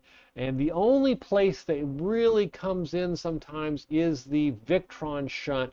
Accuracy is close enough to where I do see it sometimes with that one, which is kind of nice. I don't know if I can show you that showing up, but that is really about the only place that I have been able to get it to show up that really low. Let's see if I've got, oh, there it is. Look at that. Yeah, here we go. Let me just see if I can flip this screen over there and show it to you. So here you can see this is the Victron shunt, and it has a 4-watt idle charge coming out from the solar shed. And so what you will see here, now you'll see it's showing 5 watts there, but it's also got negative 2.1 amps coming off of the battery. So, and this is going to depend on the charger is putting out 5 watts, and there's the battery. You can see the idle consumption over there is high enough to see it. Now, if that shunt registering that 25 watts over there does it. If I find a way to put on a different type of inverter where the idle consumption is lower, or if I looked at an actual battery where this one I think has, I think it has 4 batteries connected to it right now. So none of those batteries would probably show anything looking through the Bluetooth on them. But here I can see it with that 24 watts on the left, and you can see the PV has 7 watts. Now, I might be able to get it if the PV would go up another, because that puts it at about 33, 32, 33 watts, which I was just saying. If that PV was up in the 25, 30 watt range, it would drop low enough where it wouldn't be noticeable. And the same happens on the positive side. So if it's just, if it's under that certain thing. Now, this is probably one of the most accurate ways of doing it is that Victron shunt, and it doesn't happen with all of the battery ones. A lot of them are less sensitive. They can't register anything under. Some of them can't register anything under 25 watts. Some of them can't register anything under 12, 15 watts. Pretty much anything under 30 watts is usually kind of iffy if it's going to show up or not. Anyway, hopefully that answers the question. And then we have Dawn P from Texas asks, can I use smaller battery bank with big inverter and still be efficient? And I don't know if Dawn is talking about smaller battery bank meaning 12 volts, or if she means less number of batteries. And the big inverter, there's a lot of unknowns here. 12 volt has a distinct efficiency that you can't get from a 48 volt. So let's say that you're in a van or something like that, and your demands are, of use for AC power is not thousands of watts, that it's 1,000 watts or 2,000 watts. With 12 volts, you can charge with single panels or 2 panels running in parallel and not have to worry about shading. With 48 volts, you have to get the power of the panels, and you're going to have to use a series of panels in order to get the voltage up high enough. And usually that comes at the cost of around 3 panels, even with 60 cell panels, to get you up in the 90 volt range. You might be able to get some charge from 2 panels and the 72 cell panels where they're running at about 36 volts apiece. But for most time, that's going to be very inefficient and not real good. I did have the solar shed hooked up with 2 panels for a while, and the efficiency loss was just enormous unless there was direct sun right on the panels and it was running full steam. So, big inverter and a small battery bank, most likely you're probably better off at 24 volts or 48 volts, but a lot of that depends on what kind of panels you can set up and how you can configure them. DIY Mike asks, is it okay to leave my inverter in standby all the time, or should I power it off daily? Um, for me, I leave it in standby all the time. I don't have a problem with that, and I'm assuming you're talking about the standby mode of, if it senses that it's using less than X number of watts, just to turn it off and to go into standby mode. I leave mine in standby mode all the time. Even in the solar shed, I've actually switched it to not use the standby mode at all, just to be on all the time. uh, Doing my testing and stuff, I don't like to have the power going off and stuff like that. So the answer is I use the standby mode. That's what it's there for. If you're worried about the life of your inverter or whatnot, then you could look at it that way. But um, I don't see that as being as much of an issue as some other people see it as being. So for me, I say go ahead and do it. Viewer in chat, what is your preferred float voltage for LifePod 4 batteries? So I look at this by cells. So a 12 volt battery, you got 4 cells. A 24 volt battery, you've got 8 cells. A 48 volt battery, you've got 16 cells. So let's talk about voltage for a few minutes of these cells, and you can come up with some pretty much safe calculations. So the question is, what is your preferred float voltage? Float voltage, I look at 3.4 volts per cell. And that means that 3.4 on a 12 volt battery, and if I see if I can find myself a calculator here real quick, so that I don't have to do the math twice to make you guys understand what I'm doing. Let's see. So let's look at 4 cells at 3.4 is 13.6 volts. So for 12 volt, you want 13.6 volts. For 24 volt, it would be exactly double that, would be 27.2 volts. And for 48 volt would be exactly double that, which is, I think it's 54.4, if memory serves me correctly.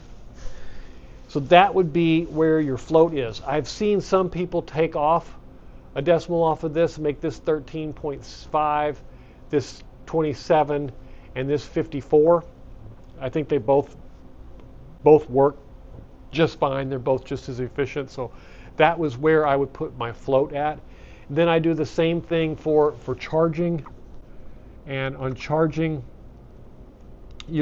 I've seen anywhere from 3.5 to 3.65, and it depends on if you're balancing. If you're balancing, I like to get up to, for balancing, I like to get up to 3.65, but for charging, I use 3.6. And 3.6, if I do the same math here, so we get 4 cells, 4 cells times 3.6 is 14.4.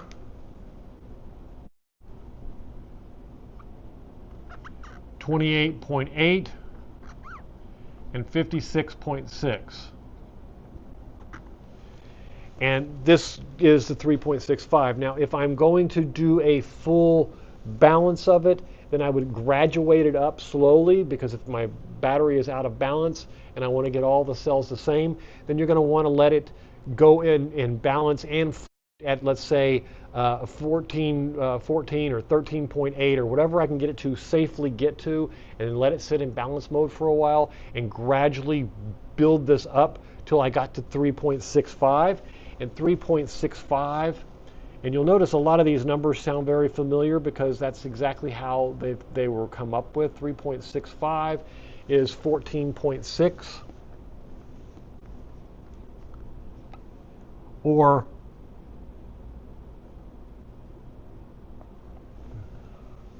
29.2. Let's just make sure. And 58.4. Now, These are at the very upper end and right at where you're going to want to, if you're going to do a good balance. You can safely, if you've got a balancer in your BMS, like a JK BMS, or normal batteries these days have auto balancing, 1 amp, 2 amp, even the 600 milliamp balancers, then you can just bring them up into this safe voltage here and just let them sit and balance. But you want to make sure that most balancers don't start balancing until they get up above this 3.4. So you want to bring it above the 3.4, even if you're not comfortable bringing it this high. You could also do for balancing a 3.5, which would get all of your cells up above this 3.4 and make it a really nice balancing voltage. So you take 4 times 3.5, and you're talking 14 volts, 28 volts, and 56 volts. And so this is a really good balancing voltage to get that battery to, and to give that battery some time to really come to bring all those cells to the same voltage and stuff. And these numbers seem to work pretty well universally across the board. And using it at cell voltage here, as you can see, this makes it easy to just come up with whatever battery you want and then work it through. So I use, if I'm going to do a full balancing, I probably would use something between this and this, depending on how bad they're out of balance. Charging, I use this one here, or even a little bit less than this. Sometimes I will use something more along the 56.2, and unless I'm having some problems with batteries shutting down and stuff, then I'll drop that a little bit, make it 56 or 59.9 until they start to balance out and fix them. Most of the time, though, I don't end up with this type of issue because my batteries seldom make it to 100%. I run off grid most of the time, and so they go up and down every day, and in the ideal situations I can go up 10 or 12, 15% per day. I don't have the luxury of being in a home where I have a lot of room for panels, so I run it just right there at the edge of, in the bad months, the summer and the winter months, I'm going to be, 6 or so kilowatt hours short of energy every day. And in the summer months, I will be short, but in the other months, I will be over. So I run right there at that very balanced mode where I can go into, months where I turn on the hot water heater constantly because the extra power is there, to other months where I turn it off and only turn it on when I want to use it because I don't have the extra power, and I'm trying to balance out that it's about 6 kilowatt hours, between 6 and 10 kilowatt hour of energy a day that it fluctuates between summer, winter, spring, fall type stuff, depending on how much air conditioners. Now keep in mind, I'm in Florida, so my winter months are not extreme. My summer months are extremely hot, and the air conditioner runs a lot, and it is a big portion of my usage. Anyway, that is all of the questions for today, and I wanted to make sure that if I have any, I don't see any chats, but I do want to go out and double check the chat window, because occasionally it's been getting disconnected from me the last day, and yep, and it did this time too. Listen while cleaning around the house, cooking off the grid with my instant pop pressure cooker. Let's see if I actually have that showing up. I'm surprised that this thing is acting so weird today. Here it is. Alright, so I think that should bring that up on the screen. Let me just take this off and put that on. So I did have a few comments that I missed, so let me go back and grab those. CJ says, listening while cleaning around the house and cooking off the grill. Oh, what are you cooking, CJ? What do we got? Are we, that sounds really good, actually. I would like a big, juicy burger and maybe even a steak, maybe even a couple burnt hot dogs for later on. Let them, get a little charred, and we'll take care of those later. Wow, that sounds really good. I've got a brand new grill that my wife bought me, and then we moved out of the house and decided to go on the road, and I never assembled it. So it's like sitting there, but I'm in the spot where I'm going to be there for several more months for now. I might just put that grill together, because now, man, you got me wanting some oh, chicken. Okay. Big pieces of legs, or are you doing chicken breast and that kind of stuff? That's cool. Anyway, good chicken. No, it's been great. I do. Now you got me hungry. So I got some. Wife told me she would have dinner when I got home. It's going to be a little bit of the what she calls. I don't know if it was American chop suey or savory noodles. Either one of them sounds good. It's kind of noodles and stuff all in a pot, and she sets it in the crock pot all day, and the noodles all soften up, and the sausage gets mixed in, and it's just it's one of my favorites. Just the good food. So I love that kind of stuff. A whole chicken in the pressure cooker. Ah, okay. Yeah. Yeah, I think it's time to hook up the grill maybe, and maybe do a big brisket. I want to find one of the. Maybe we get one of these big. Gonna get one of these big brisket things and go out to one of these RV shows where we can all get together and meet and do that. Yeah, me too. I'm hungry, so I'm gonna get on my way, I think. Also, it looks like you're gonna be heading that way. I do want to encourage everybody to take a look down below for the DIY solar class that I've got coming out. It is launching in January, where we will go through each and every component in a system. I will show you step by step how the professionals are building and designing systems and building fuses and calculating wires, and give you one-on-one advice. We have bi-weekly sync-ups where we can look at your plans and dissect it. You'll have a community where you can get to with other DIYers and talk to them about your plans and what you're doing, and give you step by step. It also comes with a free hour of one-on-one consultation with me. And down below, there is a chance to win a one-on-one consultation, a free 30-minute consultation down there. Make sure you sign up for that if you haven't already. It only takes a minute. Give me your email address. I'll keep you informed of things coming up, and broadcasting live streams and some news about things that I've got going on. And in exchange, you get entered in to, I'm going to give 2 away every month from now for a while, and hopefully you can win some of those and get some advice on what you need there.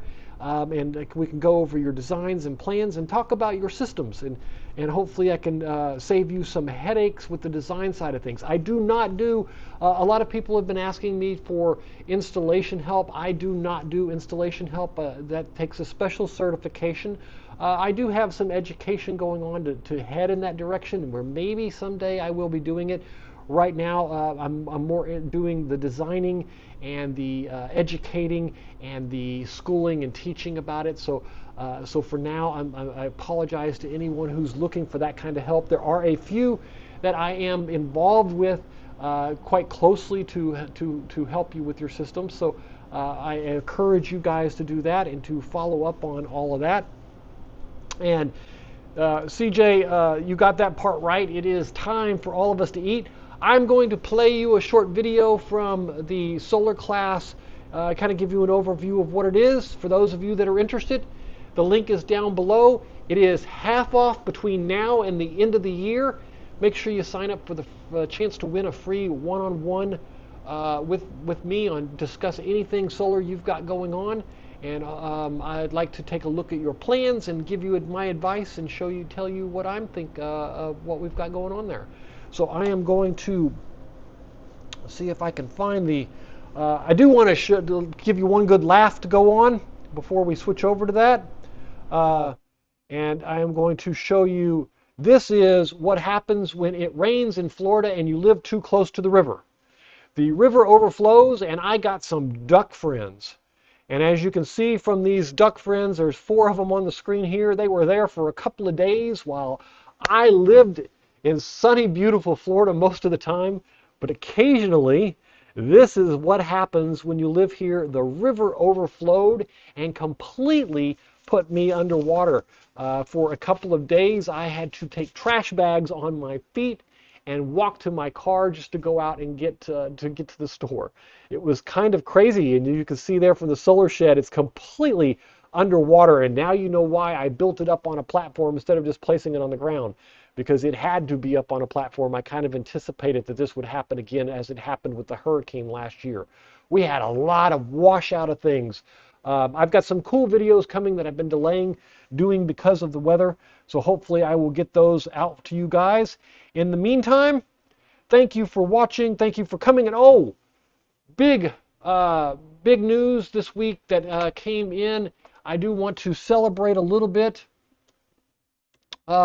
We are sitting at 15,430 subscribers.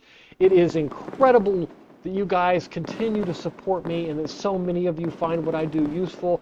I really do appreciate it, and I really encourage all of you to continue to come back, and thank you so much. And to all of my members, thank you. I hope all the early videos, that access that you get to on the early videos has been cool, and there is a lot more coming in this week as I start to build my backlog up again. In the meantime, thank you guys for showing up. And here is the, let's see if I can do this without breaking everything. Here is the video.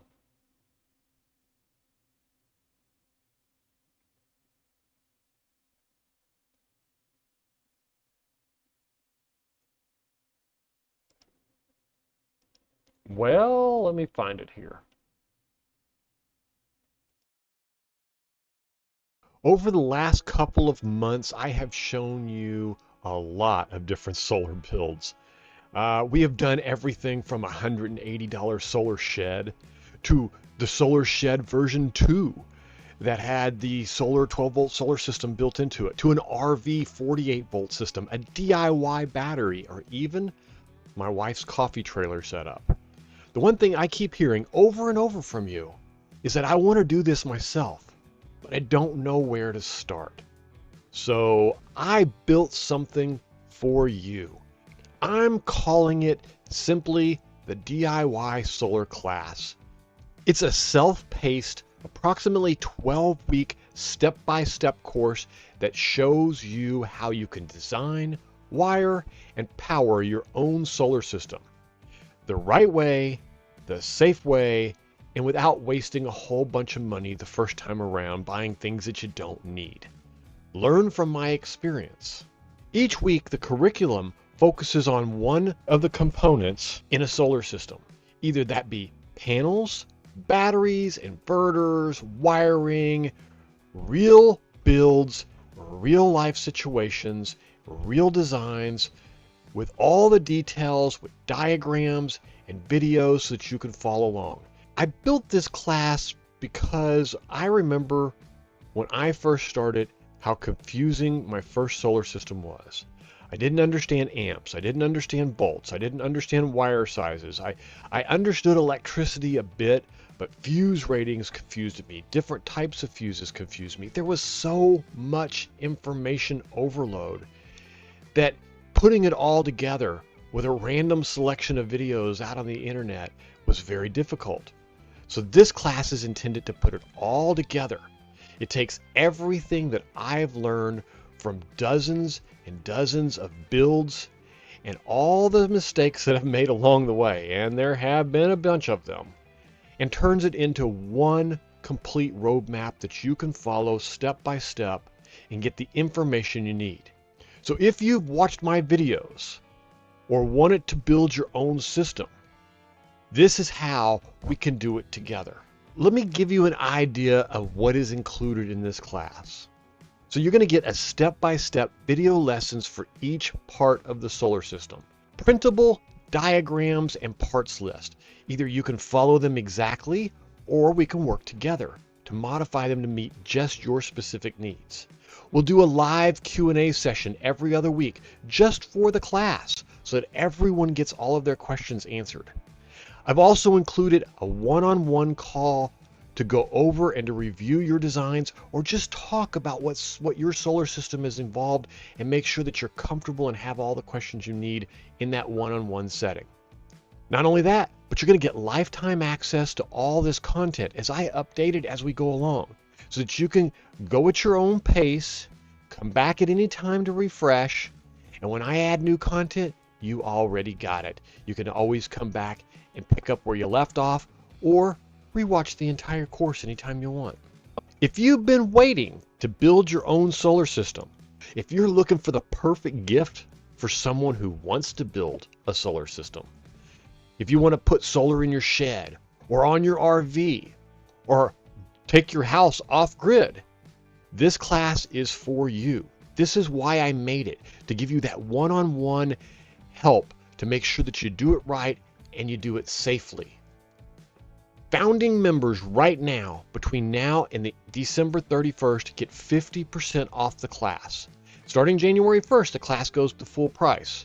So right now, if you sign up, you get it for half price. That's a lifetime membership. You'll never be taken out of the class. You can join today at mattmansolar.com/class or click the links below. Either way, I'm going to keep teaching on YouTube. I enjoy it way too much. But if you want to go deeper, if you want to know exactly what you need for your system, this class is for you. If this sounds like what you've been looking for, head over to mattmansolar/class or just scan the QR code on the screen to grab your spot. Founding members get 50% off through December 31st, and we kick things off on New Year's Day. I'd really love to see some familiar names from the comments inside and help you design, build, and update your system step by step. The link's below, and it's also pinned in the top comment. See you inside. Over the